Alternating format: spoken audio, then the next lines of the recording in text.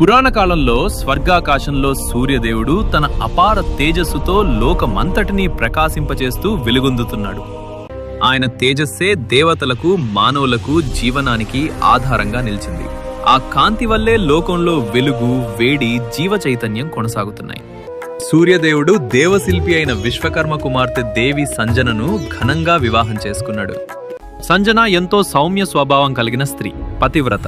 కానీ సూర్యదేవుని ప్రచండ తేజస్సును సహించడం ఆమెకు రోజు రోజుకు కష్టతరమైంది. సూర్యదేవుడు కాంతి, వేడి సంజనను బాధించాయి. ఆందోళనతో ఆమె క్రమంగా క్షీణించింది. కళ్ళు ఎర్రబడ్డాయి, శరీరం బలహీనమైంది. ఒకరోజు సూర్యదేవుడు సంజనను ప్రేమగా అడిగాడు. సంజన, నీవెందుకిలా చింతతో అలసటగా కనిపిస్తున్నావు? సంజన బాధగా, స్వామి, మీ కాంతి లోకానికి వరం, కానీ నాకది తట్టుకోలేని వేడిగా ఉంది. నేను భరించలేకపోతున్నాను. సూర్యుడు మౌనంగా నిలుస్తాడు. సూర్యుడు తన తేజస్సును తగ్గించుకోలేడు. అది అతని స్వభావం. సంజన అది అర్థం చేసుకుంటుంది. ఏమీ చెప్పకుండా తల వంచుతుంది. కాలం గడిచే కొద్దీ సంజన 3 సంతానానికి జన్మనిచ్చింది. వైవస్వత మను మరియు యమరాజు అనే 2 కుమారులు, యమున అనే ఒక కుమార్తె. మాతృత్వం ఆమెకు అపారమైన ఆనందాన్ని ఇచ్చినా సూర్యుని తాపం ఆమెను నిరంతరం వేధిస్తూనే ఉంది. తపస్సు ద్వారా నా శక్తిని పెంచుకోవాలి, లేదా సూర్యుని తేజస్సును తగ్గించే మార్గం కనుగొనాలి. కానీ నా చిన్న పిల్లలను వదిలి తపస్సుకు వెళ్లడం అంత సులభమైన విషయం కాదు. ఆమె ఒక నిర్ణయానికి వచ్చింది. ఆ క్షణమే సంజన శరీరం నుండి నీడ రూపంలో ఒక స్త్రీ ఆవిర్భవించింది. ఆమె రూపం, ముఖం, భంగిమ అన్నీ సంజనతో అచ్చంగా ఒకేలా ఉన్నాయి.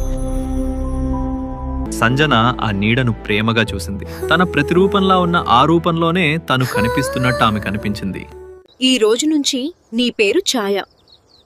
నా స్థానంలో నీవే ఇక్కడుండాలి. నా రూపాన్ని ధరించి సూర్యదేవుని సేవ చెయ్యి. నా పిల్లలను చూసుకో. నేను తిరిగి వచ్చే వరకు నీవే వారి తల్లిగా ఉండు. దేవి, నీవు నిశ్చింతగా ఉండు. నీ ధర్మాన్ని నేను నిలబెడతాను. ఒకవేళ పెద్ద విపత్తు వస్తే నన్ను స్మరించు. నేను వెంటనే వస్తాను. కాని సూర్యదేవునికి మన మధ్య తేడా తెలియకూడదు. దేవి, మీ ఆజ్ఞను నేను ఎప్పుడూ తప్పను. మీ రూపం, మీ ధర్మం రెండింటినీ గౌరవంగా కాపాడుతాను. ఇలా సంజన తన జీవన నీడకు ఇంటి, కుటుంబ బాధ్యతలను అప్పగించి అక్కడి నుంచి బయలుదేరింది.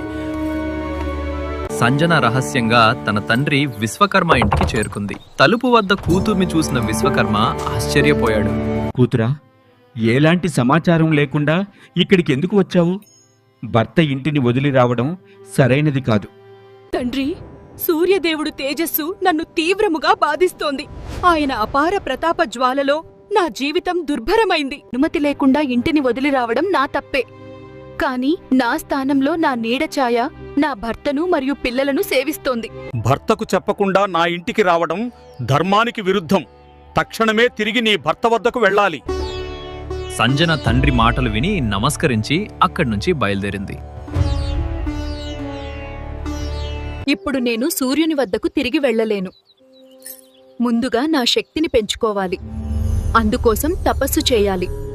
ఆమె ఎవరికీ తెలియకుండా ఉత్తరకురు గహన అడవుల్లోకి ప్రవేశించింది. అక్కడ తన రూప సౌందర్యం వల్ల ఎటువంటి ఉపద్రవం రాకుండా ఉండేందుకు సంజన ఒక గుర్రం రూపాన్ని ధరించింది. సూర్యదేవుడు తేజస్సును సౌమ్యం చేయాలనే లక్ష్యంతో ఆమె గుర్రం రూపాన్ని ధరించి ఘోర తపస్సును ప్రారంభించింది. సూర్యోదయం నుండి సూర్యాస్తమయం వరకు ఆమె అన్నం, నీరు లేకుండా, రాత్రి విశ్రాంతి లేకుండా ఏకాగ్రతతో తపస్సు చేసింది. ఆమె ఏకైక లక్ష్యం సూర్యుని తేజస్సును శీతలం చేయడం లేదా దాన్ని సహించే శక్తిని పొందడం. సంజన అకస్మాత్తుగా మహల్ నుంచి అదృశ్యమైనప్పటికీ సూర్యదేవుడికి తన నిజమైన భార్య అక్కడ లేనట్టు ఏమాత్రం తెలియలేదు. ఛాయ అద్భుతంగా సంజన స్థానాన్ని భర్తీ చేసింది. సంజనలా మాట్లాడుతూ, ప్రవర్తిస్తూ, పిల్లలను చూసుకుంటూ సూర్యదేవుని సేవను నైపుణ్యంగా నిర్వహించింది. సంజన ఇప్పుడు మునుపటిలా బాధపడటం లేదు. బహుశా కాలంతో సర్దుకుందేమో. ఛాయతో సూర్యదేవుడు గృహస్థ జీవితం సాఫీగా సాగింది. యమ, యమున, మను 3 ఛాయనే తమ నిజమైన తల్లిగా భావించారు. నేను వారిని నా పిల్లలానే ప్రేమిస్తున్నాను.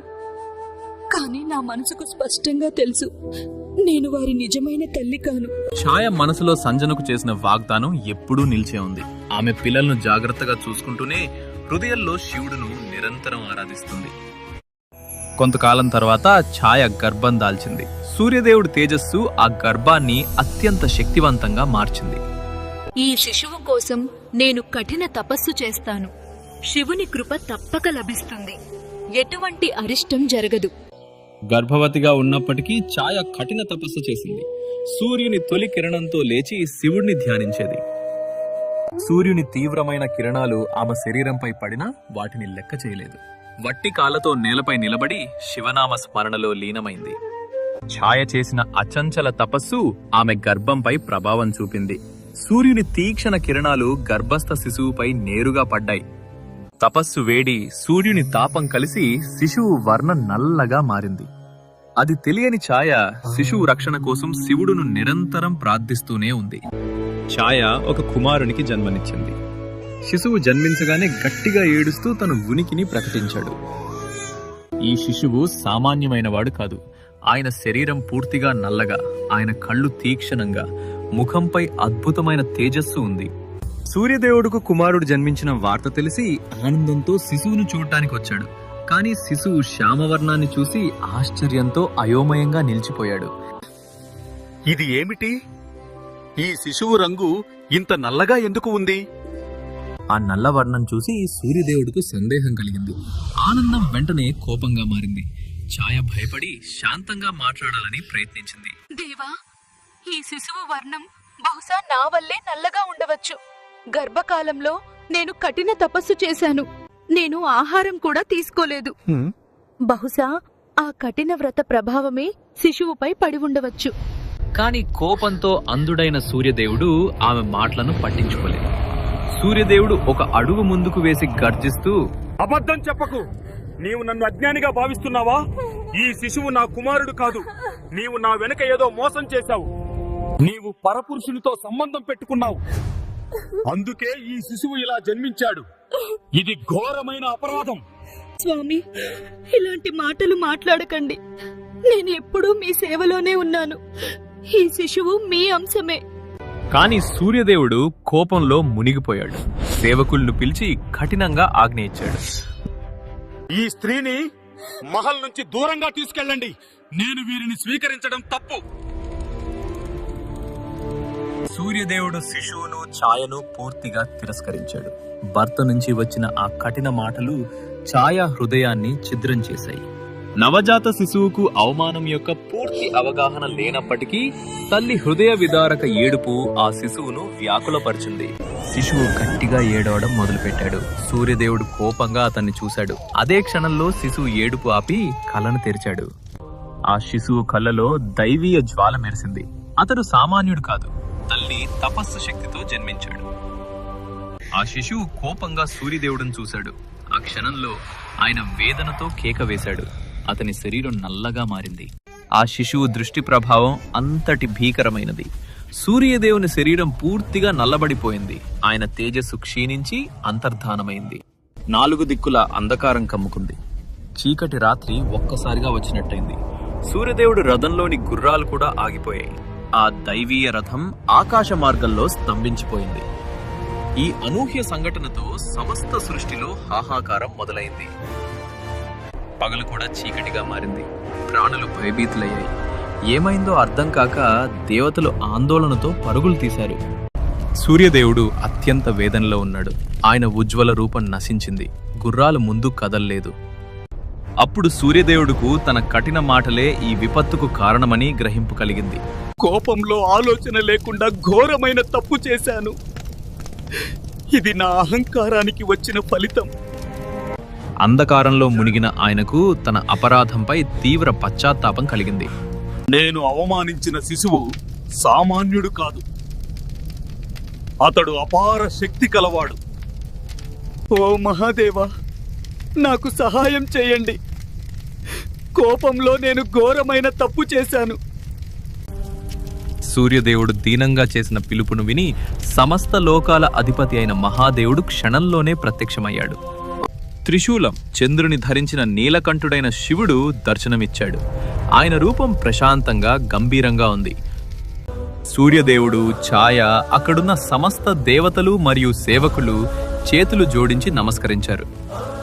ఆ శిశువు ఇప్పుడు శాంతంగా ఉన్నాడు.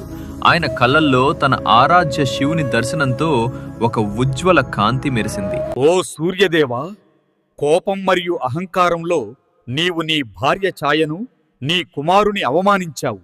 ఛాయ పవిత్రతపై సందేహించి నీవు ఘోరమైన అన్యాయం చేశావు. ఇది ధర్మానికి విరుద్ధమైన చర్య. సూర్యదేవుడు పశ్చాత్తాపంతో తల వంచాడు. తన అహంకారం వల్ల జరిగిన అన్యాయం అతని మనసును భారంగా చేసింది. ఈ శిశువు నీ కుమారుడే.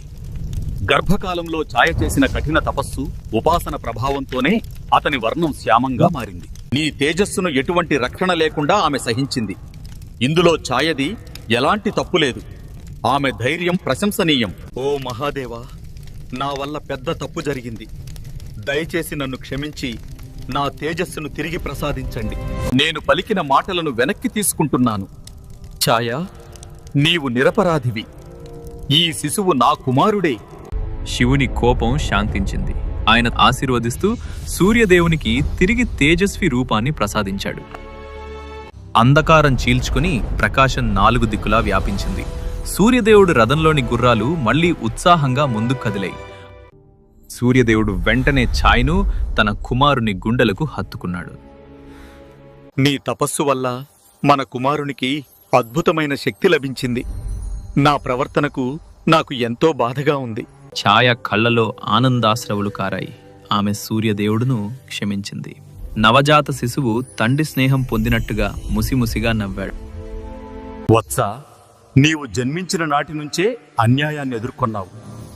అందుకే నీలో అన్యాయాన్ని ఎదుర్కొనే అపార శక్తి ఉంది. నీ తల్లి తపస్సు ఫలితంగా నీలో నా అంశం సమాహితమైంది. నీవు లోకంలో న్యాయదేవతగా ప్రసిద్ధి చెందుతావు. నీవు కర్మఫలదాతవు. పాపులకు శిక్ష, సత్పురుషులకు న్యాయం చేస్తావు. సూర్యపుత్రుడిగా నవగ్రహాలలో ఒకడవుతావు. నీ స్థానం ఇతర గ్రహాల కంటే ఉన్నతమైనది. శనిగా నీవు ప్రసిద్ధి చెందుతావు. శనివారం నీ పేరుతో ఉంటుంది. నీ పూజతో ప్రజల కష్టాలు శమిస్తాయి. శివుని వచనాలు ఆ నవజాత శిశువును ఒక్క క్షణంలో యవ్వన తేజస్సుతో నింపినట్లు అనిపించాయి. ప్రభూ, మీ కృప వల్ల నా కుమారునికి గౌరవం లభించింది. నా తపస్సు సఫలమైంది. ఓ మహాదేవా, మీ కరుణకు నమస్కారం. మీ ఉపదేశమే నాకు మార్గదర్శకం. సంజన అడవుల్లో చాలా కాలం తపస్సు చేసింది. ఆమె తపస్సు ఉద్దేశం ఒక్కటే. సూర్యుని కాంతిని తట్టుకునే శక్తి నాకు లభించాలి. అప్పుడే నేను నిజమైన భార్యగా, తల్లిగా నిలబడగలను. ఆమె వరాలు కోరలేదు. తన శరీరం బలపడాలని మాత్రమే కోరుకుంది. చివరికి తపస్సు ఫలించి సంజన శరీరం సూర్యకాంతిని భరించేలా మారింది. సంజన సూర్యలోకానికి తిరిగొచ్చింది. ఇంటి పరిస్థితి మారిపోయింది. ఛాయ ఉంది, శనిదేవుడు జన్మించాడు. సంజన ఇవన్నీ చూసి ఆశ్చర్యపడలేదు. ఎందుకంటే ఆమెకు సత్యం తెలుసు. సంజన ముందుగా ఛాయ దగ్గరకు వెళ్ళింది. నీవు నా బాధ్యతను చక్కగా నిర్వర్తించావు. ఛాయ కళ్ళల్లో కన్నీళ్లు వచ్చాయి. నేను మీ స్థానంలో ఉన్నాను, కానీ నేను మీ స్థానాన్ని ఎప్పుడూ తీసుకోలేదు. నీవు నా నీడ కాదు, నీవు నా ధైర్యం. సంజనను చూసిన సూర్యుడు నిశ్శబ్దంగా నిలబడ్డాడు.